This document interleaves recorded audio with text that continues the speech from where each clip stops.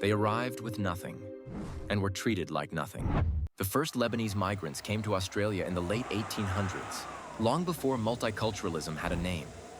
Most were fleeing a collapsing Ottoman Empire, poverty, or persecution.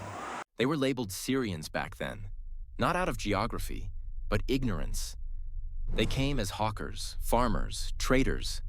They weren't welcomed, they were watched. And when the White Australia policy took hold, they were targeted.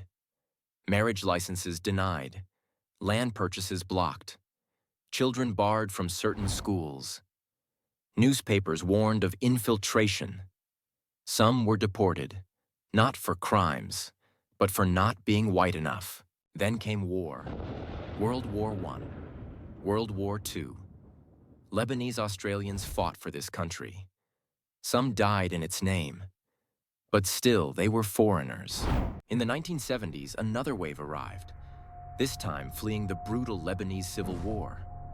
Families, children, widows, desperate for peace. But the welcome wasn't warm. It was headlines.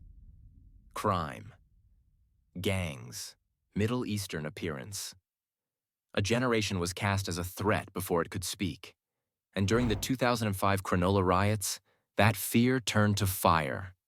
Mob violence, targeted attacks. Lebanese Australians hunted in the streets, while politicians smiled in silence. But through it all, they stayed. They built. They gave. Today, Lebanese Australians are business owners, doctors, filmmakers, artists, politicians. They shaped Sydney's West.